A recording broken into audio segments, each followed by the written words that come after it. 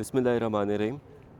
आज की एपिसोड हम शुरू कर रहे हैं एक city say that is called फ़ारो। और ये सिटी लिस्बन से ऑलमोस्ट 3-3.5 घंटे दूर है अगर आप बस पे ट्रैवल करते हो। मेरी भी सुबह की बस थी, ऑलमोस्ट सुबह 7 बजे हम लोग लिस्बन से निकले थे और तकरीबन मैं 11 बजे फ़ारो में पहुंचा हूँ। और मैं ख़ुद फ़ारो में पहली दफ़ा आ रहा हूँ, तो I am also very excited while making the video. और इस पॉइंट से वीडियो स्टार्ट करने का मकसद ये था because this is the main location that dictates what Faro is. ये जो आर्च बनी हुई है that is called Arco da Vila. तो कहानी की शुरुआत हम करते हैं from the Muslim invasion of Europe. Muslims 8th century के अंदर नॉर्थ अफ्रीका को कैप्चर करते हैं, जिसमें मॉडर्न डे तुनीसिया, मोरक्को ये वाले कंट्रीज़ आते हैं और वहाँ से वो एक्सपेंड करते हैं towards Europe. Straight of Gibraltar almost 13 kilometres की, और मोरक्को से स्ट्रेट ऑफ जिब्राल्टर अगर क्रॉस की जाए तो आप साउदर्न स्पेन में पहुँचते हो। और मुस्लिम्स साउदर्न स्पेन को उस टाइम पे कैप्चर कर लेते हैं और साउदर्न स्पेन के साथ साथ इबेरियन पेनिनसुला में और भी जो भी शहर होते हैं उस वक्त उनको आहिस्ता आहिस्ता कैप्चर करना शुरू करते हैं। उसके बाद अगली 5 सदियों तक ये सारा रीजन मुसलमानों के कंट्रोल में रहता है। तो फ़ारो भी इसी तरह एक फोर्टिफाइड सिटी हुआ करता था। उनमें से एक दरवाज़ा ये था दैट इज़ द मेन दरवाज़ा, जो कि सबसे इंपॉर्टेंट दरवाज़ा था, जिसको कहा जाता है अभी आर्कू द विला। और यहाँ पर बहुत सारे ट्रेडर्स आते थे, मर्चेंट्स आते थे मोरक्को से, सिविया से, कोर्डोबा से, और यहाँ पर ट्रेड किया करते थे। मैंने पहले भी बात की थी कि रीकनकेस्टा की मूवमेंट चलती है, और रीकनकेस्टा की मूवमेंट में अफोंसो 3 लेटर स्टेजेस में आके फ़ारो को मुसलमानों से कैप्चर कर लेते हैं। और यहाँ पर जितनी मसाजिद मुसलमानों ने बनाई थी उनको चर्चेस में कन्वर्ट किया जाता है, कैथीड्रल्स में कन्वर्ट किया जाता है।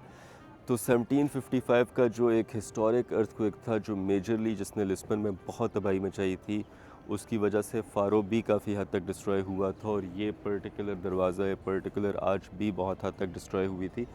और 1812 के अंदर पोर्टुगीज़ डिसाइड करते हैं कि since it was a door of such an important historical significance, तो इसको रिकंस्ट्रक्ट किया जाए। जो अभी हमें मॉडर्न स्ट्रक्चर दिखाई देता है ये 1812 के अंदर बना था। अगर आपने फ़ारो का ओल्ड टाउन देखना है, आपने एक्सपीरियंस करनी है पुरानी स्ट्रीट्स, पुरानी बिल्डिंग, तो आप इस दरवाजे से एंटर करते हो। और ये एक टूरिस्टिक प्लेस है, यहाँ पर बहुत सारे टूरिस्ट आते हैं, फ़ारो को सेलिब्रेट करते हैं, फ़ारो देखते हैं, ताकि उनको आइडिया हो कि इस सिटी की कितनी पुरानी मेडिवल हिस्ट्री मौजूद है। Hoy pienso en qué pasó y cómo me afectó las horas que pasé en aquel bus. Arco da Vila से हम मूव करते हैं और हम आते हैं फ़ारो कैथीड्रल की तरफ। मैंने आपको बताया था कि रिकनकेस्टा के टाइम पे बहुत सारी मसाजिद को कैथीड्रल्स और चर्चेस में कन्वर्ट किया गया। This Faro cathedral was also a mosque at the time of the Muslim empire, और रिकनकेस्टा के बाद इसको भी कैथीड्रल में कन्वर्ट कर दिया गया था।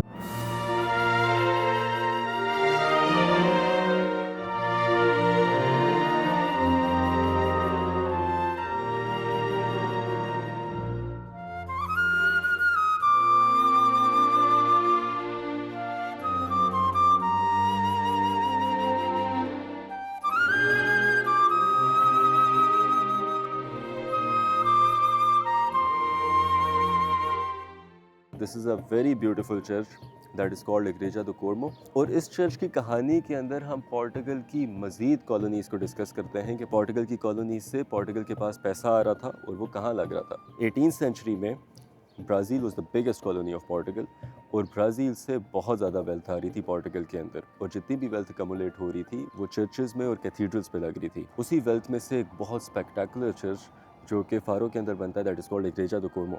और इग्रेजा दो कोर्मो की तामीर शुरू होती है 1713 के अंदर।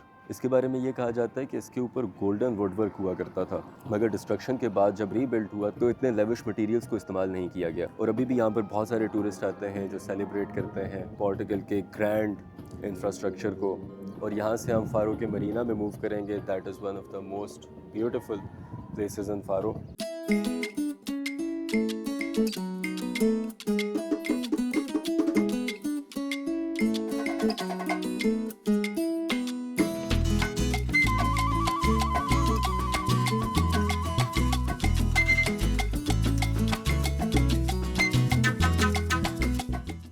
Towards the end of the episode of Faro, I am sitting in the marina of Faro.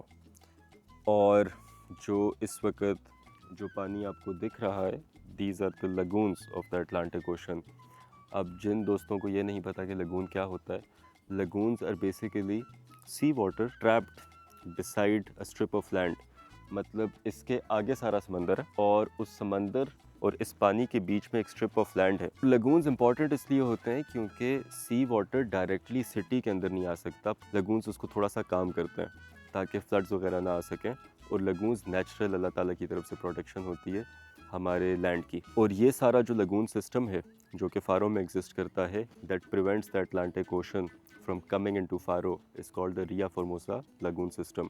और इस पूरे रीजन को रिया फॉर्मोसा नेशनल पार्क भी कहते हैं। अगर आपने लास्ट वीडियो देखी स्टूबल की, तो मैंने आपको बताया था कि स्टूबल का जो पोर्ट है वो भी रोमन्स ने ही कमर्शलाइज किया था और उन्होंने as a proper fishing town उसको इस्टेब्लिश किया था। Same is the case with Faro. Majority of the European countries का बहुत जो बेसिक इंफ्रास्ट्रक्चर अभी भी हमें मिलता है वो बनाया गया है रोमन एम्पायर की तरफ से। फ़ारो मरीना तो भी मॉडर्न है, यहाँ पर आपको यॉट्स नज़र आती हैं, बोट्स नज़र आती हैं, बट 2000 ईयर्स बैक अगर आप रोमन एम्पायर को देखते हो तो डेफिनेटली इस तरीके की इंप्रूवमेंट नहीं होगी, बट एक बहुत ही लार्ज स्केल पे फिशिंग ज़रूर हुआ करती थी। लगून्स बहुत इंपॉर्टेंट एक तो प्रोडक्शन के लिए डेफिनेटली होते हैं, उसके साथ साथ lagoons are very good for the fish production, और यहाँ पर कमर्शियली फिशिंग अभी भी होती है। रोमन एम्पायर के रूल के काफ़ी सालों के बाद जब मुस्लिम्स ऑक्यूपाई करते हैं तो इस लगून सिस्टम को यूज़ किया जाता है by the Muslims to trade with the Muslim empire जो कि नॉर्थ अफ्रीका में थी। तो रिकनकस्टा के बाद जब अफोंसो III ये सारा एरिया कैप्चर कर लेते हैं तो this region was an important port city for the trade of salt with the North African regime. और अभी Faro is the administrative capital of the region Algarve. Now it is the leisure spot and also it's a very touristy space. So with all of this information, this marks the end of the video of Faro. It's a beautiful city. ज़रूर आना चाहिए आपको। मेरे पास time इतना ज़्यादा नहीं है because I have to leave for Lisbon. और अपना बहुत ज़्यादा ख्याल रखें, हमें दुआओं में याद रखें और ट्रैवल करते रहें and continue learning about the world. Soul searching, fall apart,